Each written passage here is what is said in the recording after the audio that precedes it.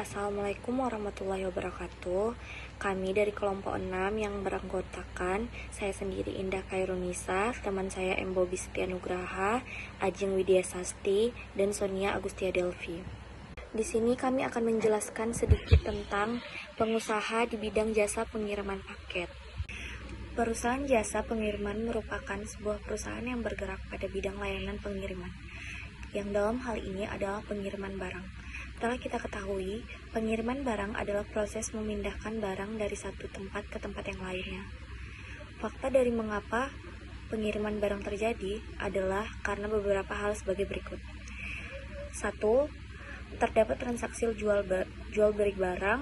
Kedua, adanya kebutuhan barang di suatu tempat. Ketiga, untuk mengisi kebutuhan stok barang di lokasi yang lainnya. Dibutuhkan suatu metode untuk dapat memindahkan suatu barang dari satu tempat ke tempat yang lainnya. Metodenya adalah 1. Melakukan pemindahan menggunakan tenaga manusia.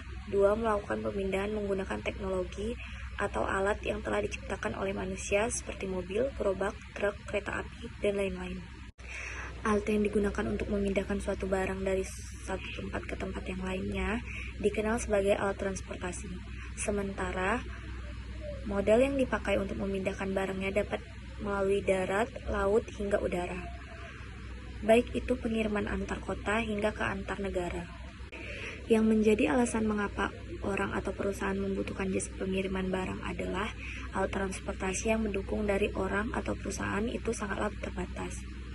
Maka dari itu, dibutuhkan jasa pihak lain untuk membantu melakukan pengiriman barang ke tujuan.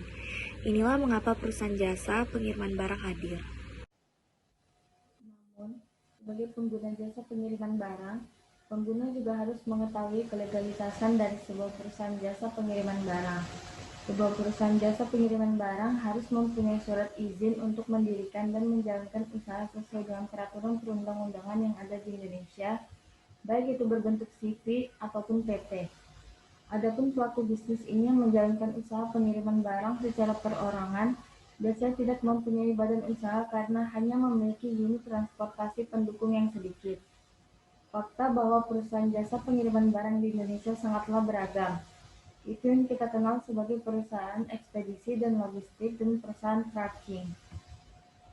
Di Indonesia saja, terdapat beragam jasa pengiriman barang atau jasa ekspedisi yang memiliki kualitas yang mumpuni dengan pelayanan prima, sehingga banyak masyarakat yang memilihnya. Beragam pilihan ini juga memudahkan pengguna untuk menentukan jasa ekspedisi sesuai kebutuhan, mungkin dari segi harga, kecepatan pengiriman, kemudahan, maupun faktor lainnya. Nah, dari sekian banyak pilihan jasa ekspedisi di Indonesia, terdapat 5 jasa pengiriman barang atau jasa ekspedisi yang digadang-gadang menjadi yang terbaik di antara pesaingnya. Tidak hanya pelayanan yang baik, fitur yang lengkap maupun prestasi lain juga membuatnya diakui sebagai jasa ekspedisi terbaik. Yang pertama, Pos Indonesia. Pos Indonesia dulunya adalah sebuah perusahaan BUMN yang telah melayani masyarakat dalam penjualan perangko. Kiprahnya di dalam layanan jasa pengiriman tidak perlu diragukan lagi. Perusahaan milik negara ini telah beroperasi sejak puluhan tahun yang lalu, sehingga tak heran jika Pos Indonesia memiliki segudang pengalaman di bidang pengiriman barang. Bukan hanya pengiriman barang saja, Pos Indonesia juga memberikan layanan pengiriman berbagai dokumen dan bahkan uang ke semua wilayah di Indonesia. Kelebihannya, yang pertama, tarif yang dikenakan oleh Pos Indonesia lebih terjangkau dan bisa bersaing dengan baik dengan perusahaan lainnya. Pos Indonesia juga telah memiliki layanan online untuk berbagai kepentingan lainnya.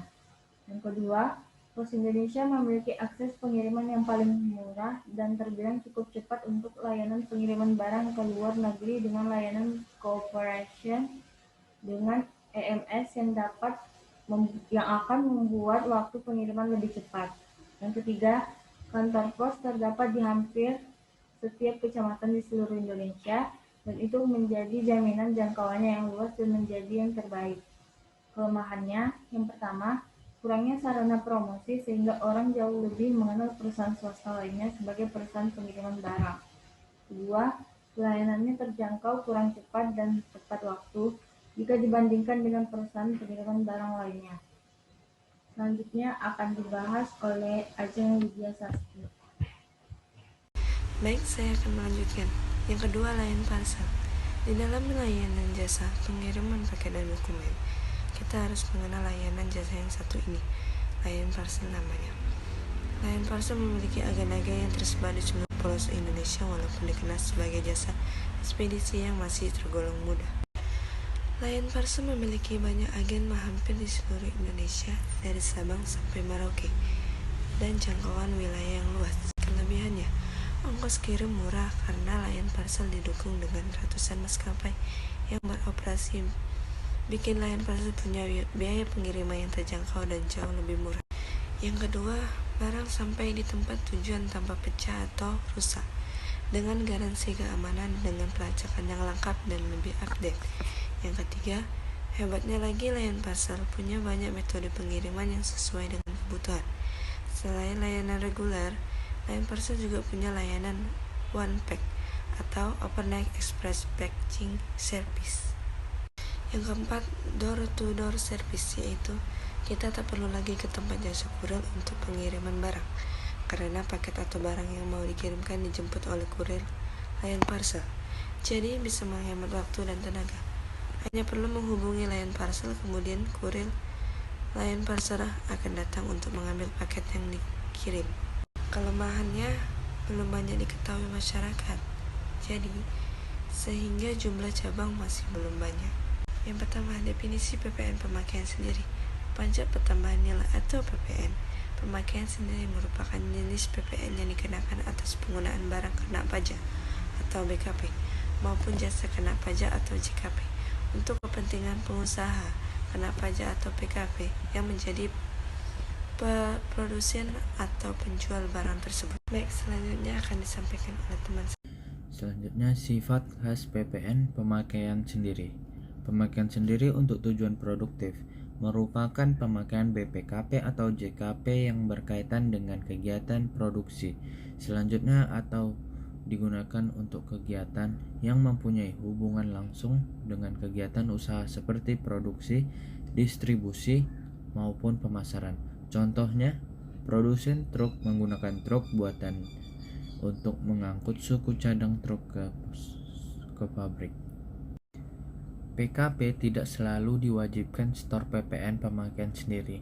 Namun, PPN yang terutang ini tidak perlu disetor oleh PKP karena pada prinsipnya PPN yang disetor tersebut akan menjadi pajak keluaran dan pajak masukan yang dapat dikreditkan. Jika diperbandingkan antara keduanya, maka hasilnya tentu menjadi nol. Contoh, pabrik truk yang menggunakan truk produksinya untuk mengangkut suku cadang. Jika harga truk senilai 100 juta plus laba kotor 10%, secara normatif penggunaan truk tersebut tetap terutang 10% kali harga jual dikurang harga kotor.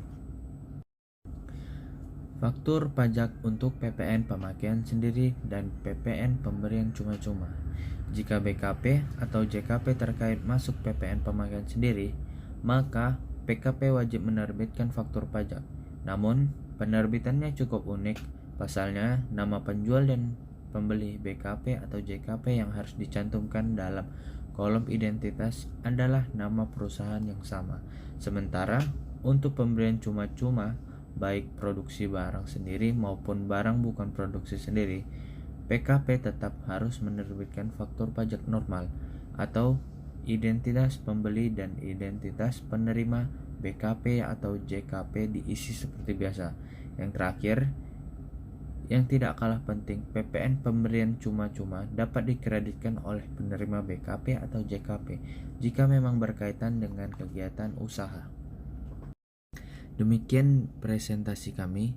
Jika ada salah kata, mohon dimaafkan, dan untuk teman-teman yang ingin bertanya, kami persilahkan. Terima kasih.